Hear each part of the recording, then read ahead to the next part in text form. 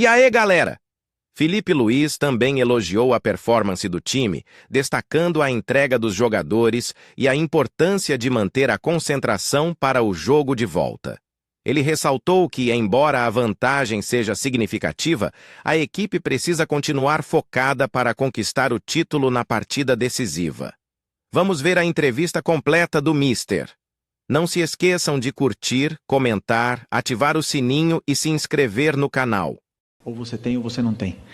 Existe um ditado, né, que o gol se compra. E eu concordo muito com isso, e o Gabriel tem gol. Não é à toa que é um dos maiores artilheiros desse clube, um dos maiores artilheiros em finais.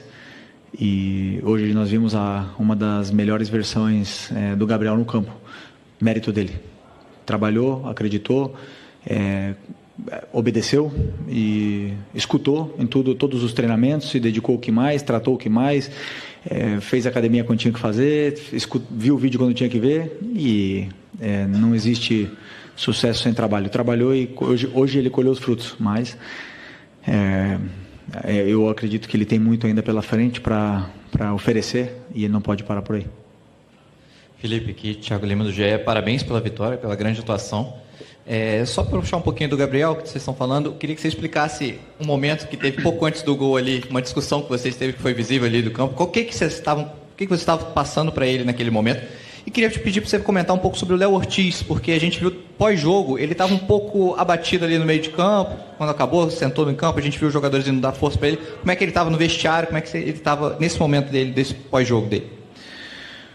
Sobre o Léo, é normal que um jogador fique abatido com o que aconteceu, mas ele tem que ficar tranquilo porque ele fez um grande jogo e tem que ficar com o que ele fez de bem, né? Isso eu aprendi do tênis.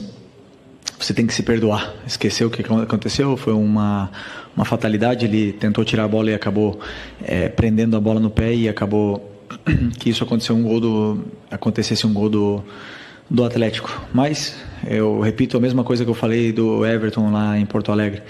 Os erros acontecem, às vezes eles são punidos, mas existem outros erros que acabam que não saíram em gol, como, sei lá, a jogada do Plata no primeiro tempo, né? E aí a gente estaria crucificando agora o Plata. Então eu não me guio muito por isso. Eu me guio pelo que o jogador fez durante os 90 minutos e não simplesmente por uma ação. E ele tem que ter a mesma tranquilidade que eu passei para o Everton, vou passar para ele, já passei, aliás, para ele, de que ele tem que ficar tranquilo, que ele fez um grande jogo. E foi um erro e acontece. Não queremos que se repita, não queremos que os erros aconteçam, e é bom que ele fique assim, que ele se cobre, mas que ele se perdoe. E sobre o Gabriel, na minha primeira coletiva que eu já falei que eu estou num cargo agora onde eu ia tomar decisões que iam deixar alguns jogadores incomodados, né? No caso, brabos comigo, alguma coisa, e foi isso com o Gabi agora. Uma correção tática no campo, os nervos à flor da pele, eu e ele querendo ganhar, querendo o máximo, e aí não tem conversinha, aí é grito. Então, essa conversa que eu tive com o Gabi, essa discussão que eu tive com o Gabi no campo, era o que acontecia toda semana enquanto a gente era jogador. Quando eu era jogador, e ele era meu companheiro, e agora não vai ser diferente, né? Não porque ele foi meu companheiro eu vou tratar ele diferente. E já está resolvido, já conversamos no intervalo, e fico feliz pela grande partida que ele fez. Felipe, boa noite, parabéns pela vitória. João Pedro Fragoso, Jornal o Globo. O primeiro gol do Flamengo nasceu numa jogada que me deu a impressão de que aconteceu várias vezes durante o jogo. O time esperou que o Atlético Mineiro fosse pressionar para depois sair com toques rápidos e apostar na verticalidade, como você já falou muito. E o segundo também é a mesma coisa. E tanto que você falou com o Gabigol até. O Léo Ortiz deu o lançamento, o Plata raspou e o Gabigol saiu, como aconteceu várias vezes essa jogada da raspada e da segunda bola. Eu queria te perguntar até onde essas jogadas conseguem ser treinadas e são treinadas, e até onde isso parte da individualidade dos jogadores, como aconteceu com o Gerson, que deu um ótimo passe para o Wesley. Obrigado. Nós temos um plano de jogo sobre o que a gente imagina que vai acontecer durante o jogo. O Atlético tem uma defesa muito complicada de entrar. Tanto é que eles jogaram contra o River, os 2 jogos não tomaram gol. É um time que toma pouco gol e sabemos que não ia ser fácil, porque é uma defesa praticamente homem a homem, mano a mano. E é muito complicado entrar nesse tipo de defesa, né? E a gente passou algumas soluções para os jogadores, mas algumas funções e soluções para eles, mas quem executa e quem faz tudo são eles. Eles que são os verdadeiros protagonistas do jogo e acabaram aproveitando as chances que tiveram, né? A gente foi hoje mais decisivo, mais determinante nas áreas do que o Atlético, mas com certeza é um dos times mais incômodos de jogar no Brasil pela forma que tem de defender homem a homem. Oi, Felipe, aqui à sua direita, boa noite, é Guilherme Xavier da Trivela. Queria falar um pouco sobre o Everton Araújo, né? 3 jogos consecutivos como titular, um moleque que você deu muita confiança aí desde do problema do pulgar, que foi suspenso contra o Corinthians. Queria perguntar se você teve alguma conversa prévia já nessa preparação, desde que vocês voltaram para Porto Alegre com ele. Falar um pouco mais sobre a questão da utilização da base, né, que você tem sido importante isso para você também. Obrigado. Primeiro, eu conheço a base, como você falou, como ninguém, né, porque passei no 17, no 20, já joguei com o Everton Araújo ano passado. E para mim, o jogador, quando ele treina, ele não tem passado, ele não tem idade. Para mim são todos iguais, eles estão me demonstrando alguma coisa no treinamento, independente se ele tem 16, 17 anos ou se ele tem 38. Se eu estou vendo ele no treinamento, ele está fazendo o que eu quero e eu vejo a disciplina tática, eu não me importa se ele veio da base, se ele ganha menos, se ele ganha mais, se ele tem história, se ele não tem história. Eu coloco quem eu acho que é melhor para a equipe. E o Everton é um jogador, já falei, extremamente disciplinado. E para essa posição, eu acho que é o número 1, né, que a gente precisa, é a disciplina tática dos volantes. E ele tem isso, ele está onde tem que estar em todo momento, ele cobre bem o campo, ele dá opção de passe quando tem que dar. E vem evoluindo muito no que eu peço para que a função dele, né? Ele vem evoluindo muito na função dele e fazendo o que eu peço para a equipe.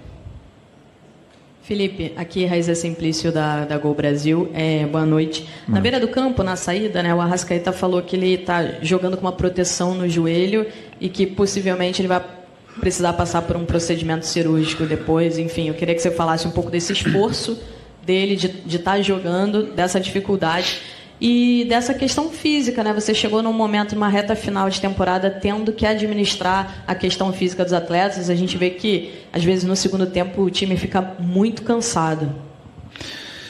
O Arrasca, desde que eu cheguei aqui, ele está assim, ele está jogando em pleno sacrifício, né? Suor e sangue pelo Flamengo.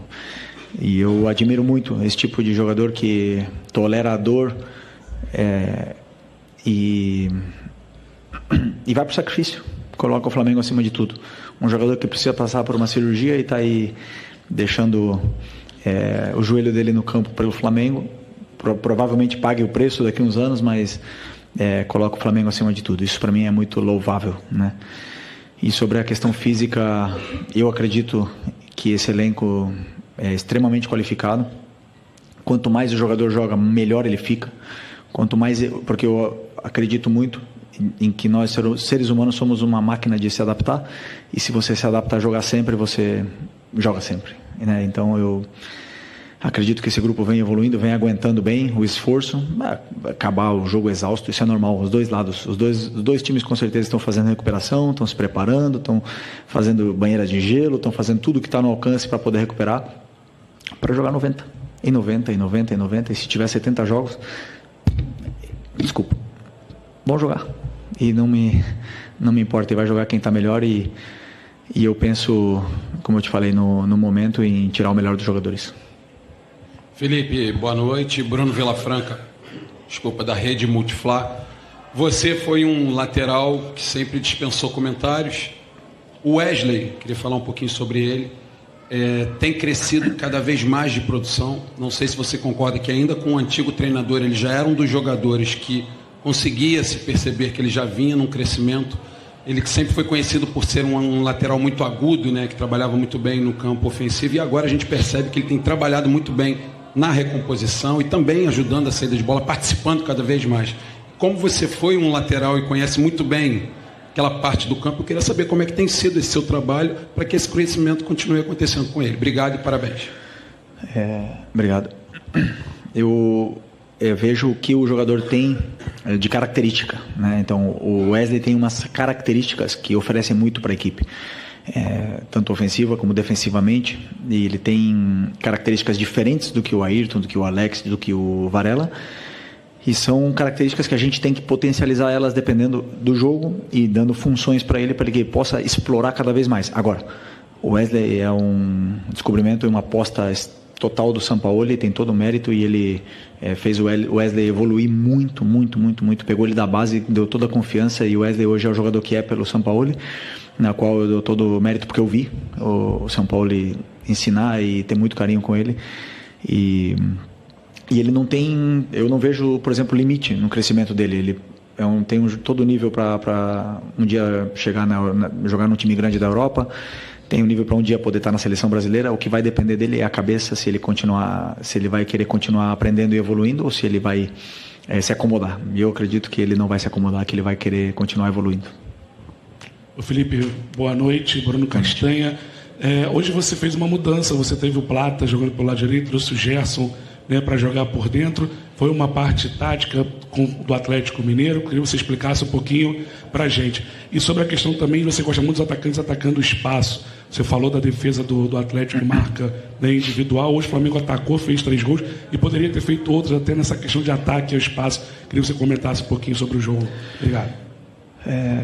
Primeiro sobre o Plata, né, que você perguntou. Foi uma estratégia, um plano de jogo. Como eu falei, eu não olho nomes, idade, no passado eu olho características e funções para poder potencializar a equipe e dar o que eu acredito que a equipe precisa. Vou acertar sempre? Com certeza não vou acertar sempre, né? E vocês estarão aí para,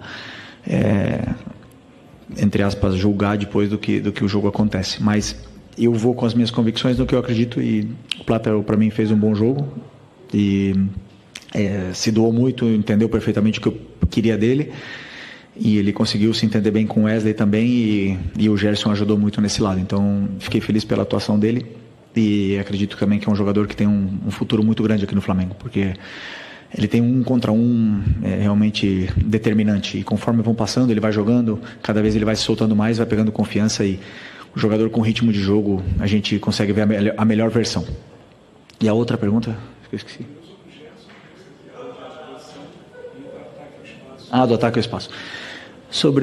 Eu não vejo outro tipo de futebol que não seja com ataque ao espaço. Eu acredito que é o diferencial, né? Se você tiver jogadores que atacam o espaço, você incomoda muito a defesa do adversário, você gera perigo de gol, e realmente para fazer gol você tem que atacar o espaço, você tem que criar esses movimentos de ruptura para poder estar mais perto do gol adversário. Não sempre o jogo é curto, o próprio Milito fala isso.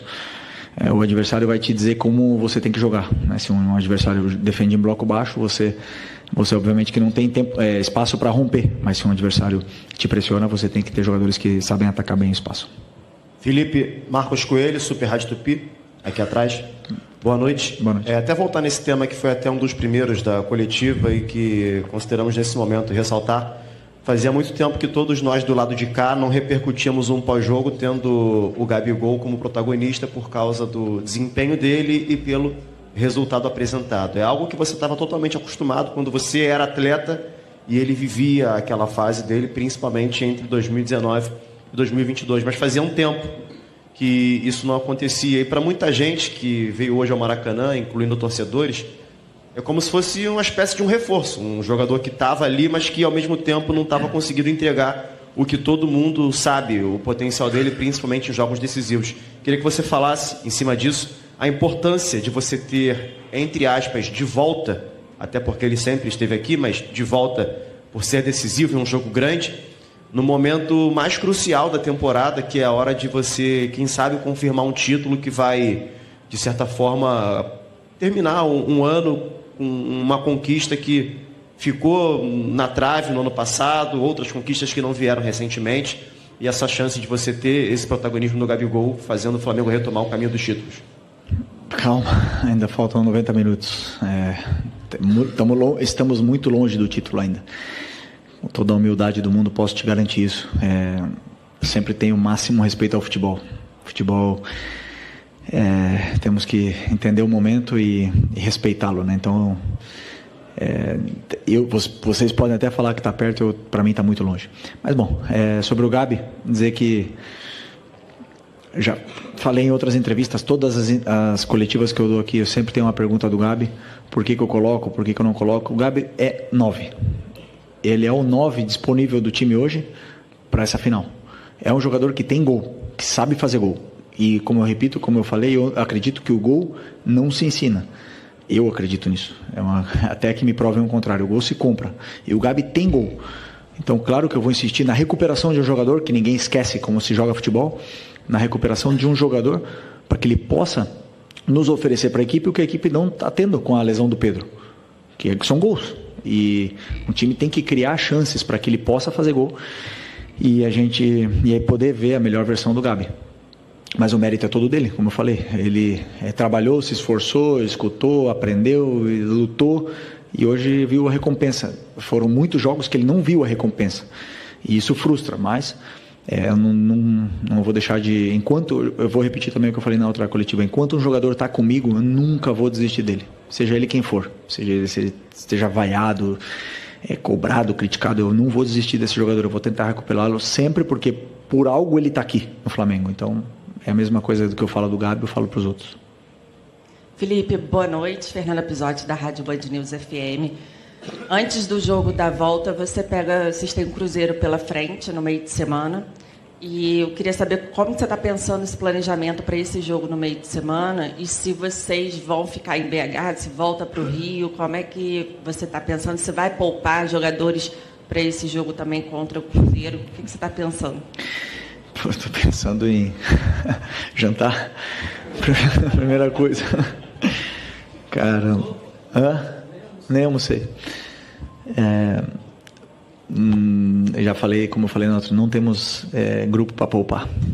Temos um brasileiro pela frente, temos que ir em busca da vitória contra o Cruzeiro. A partir de amanhã vamos começar a estudar. Os jogadores vão começar a se recuperar. Existem jogadores que vão precisar de mais tempo para recuperar desse jogo, outros que vão poder jogar, repetir.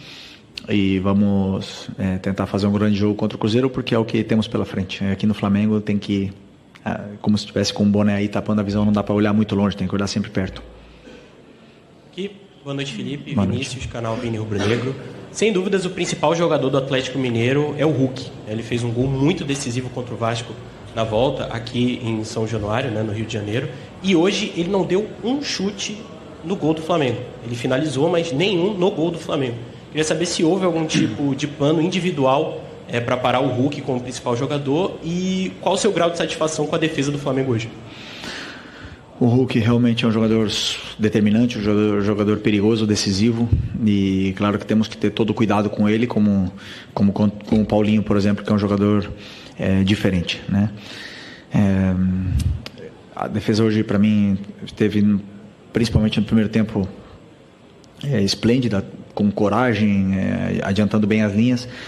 E no segundo tempo nós acabamos cedendo alguns metros, né, na nossa última linha para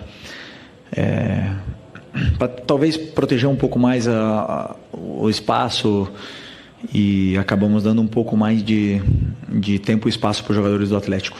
E aí é onde o time acabou indo um pouquinho para trás, acabou sofrendo, não conseguimos sair mais, e no final tivemos que acabar defendendo o resultado, né? Então,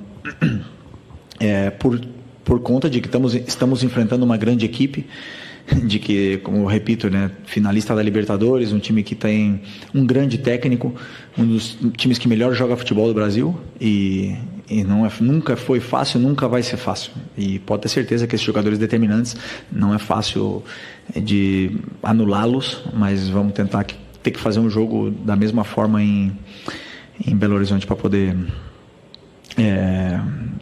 vencer. É isso.